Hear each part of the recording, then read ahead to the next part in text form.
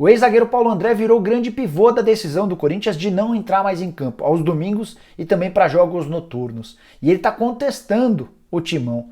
No vídeo de hoje do canal do Nicola, te explico essa história. Quero te falar de quase 50 milhões de reais a que o São Paulo tem direito, com transferências antigas, mais dinheiro que vai cair nos próximos meses. E para fechar, preciso te atualizar sobre a bronca que o Marinho deu, o atacante do Santos, no próprio presidente do clube, o José Carlos Pérez. Coisa tá feia na Vila Belmiro.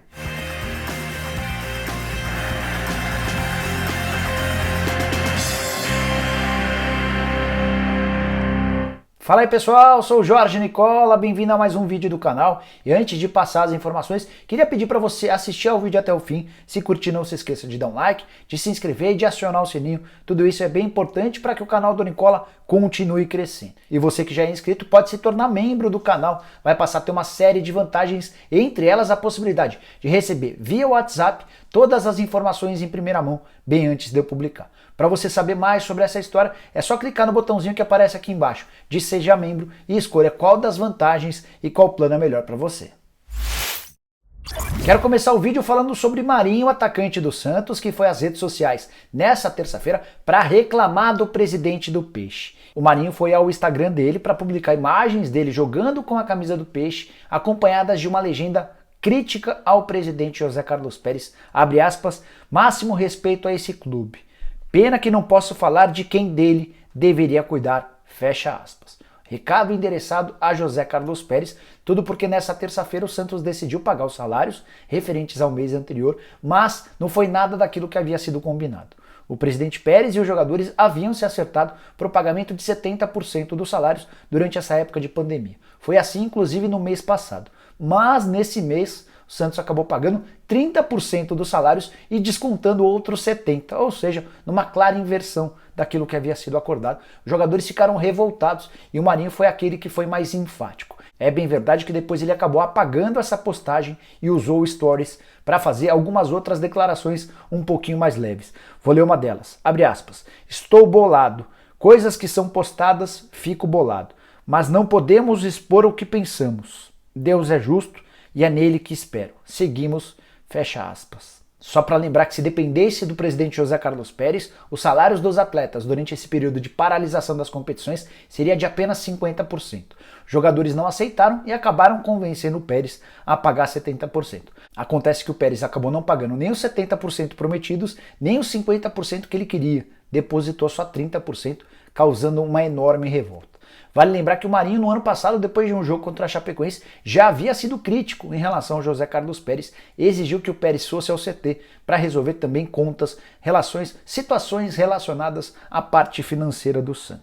O Peixe é um dos clubes com maior dificuldade financeira e só fechou com o superávit na temporada passada, superávit de pouco mais de 20 milhões de reais, graças à venda do Rodrigo no valor de 195 milhões de reais.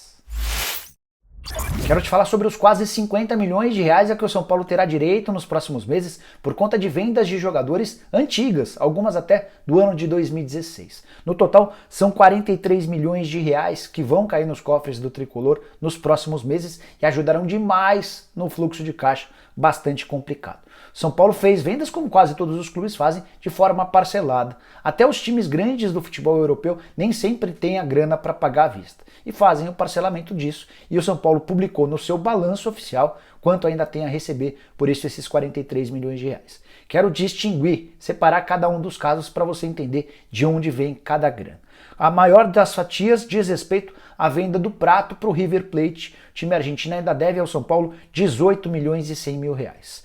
13 milhões e 500 mil virão do Porto, referentes à venda do Inácio, lateral esquerdo. Talvez você se lembre, jogador vendido em julho de 2016. Ainda restam 13 milhões e meio de reais a serem depositados pelo clube português. Na sequência aparecem 4 milhões e meio de reais que serão quitados pelo Portimonense, ainda não pagou, referentes à compra do Lucas Fernandes, meio atacante comprado em agosto do ano passado. Tem mais 3 milhões e 400 mil, que também vem de Portugal, do Porto, referentes à compra do Éder Militão. Militão foi em 2018 para lá, em julho de 2018, e o Porto ainda tem de pagar mais 3 milhões e 400 mil. Não necessariamente esses valores a que eu estou me referindo são atrasados, tá pessoal? Muitos deles dizem respeito a pagamentos parcelados.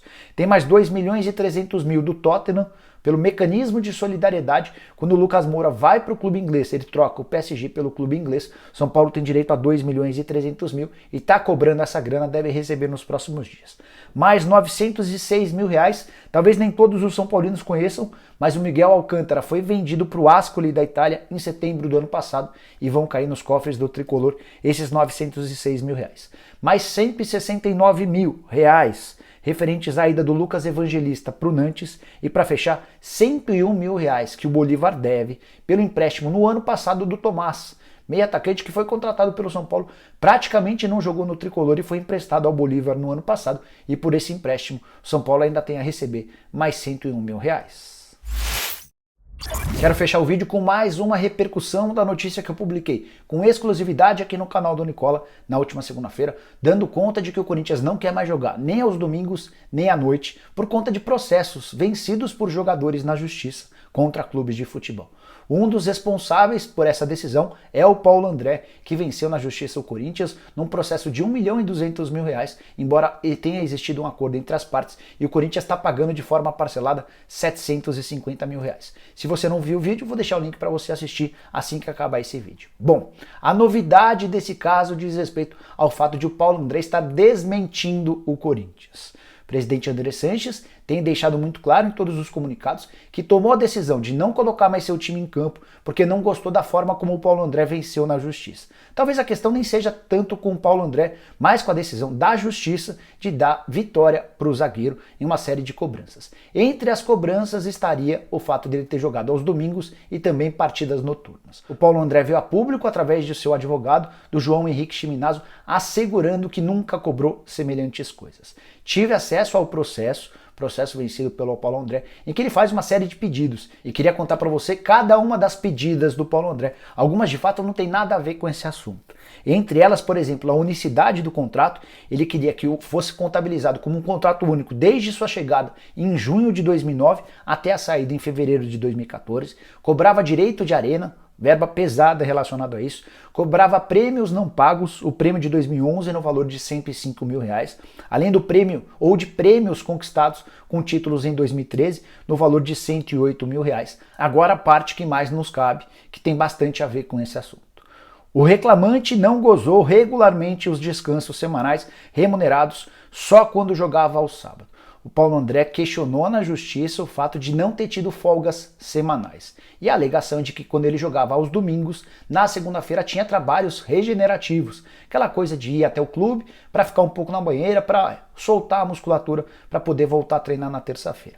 E ele disse que os poucos dias de folga semanais que ele tinha aconteciam quando ele jogava aos sábados. Então ele folgava no domingo e se reapresentava na segunda, como o Paulo André mostrou na justiça, que quase sempre as partidas eram no domingo, na segunda-feira não havia folga e ele perdia essa folga semanal.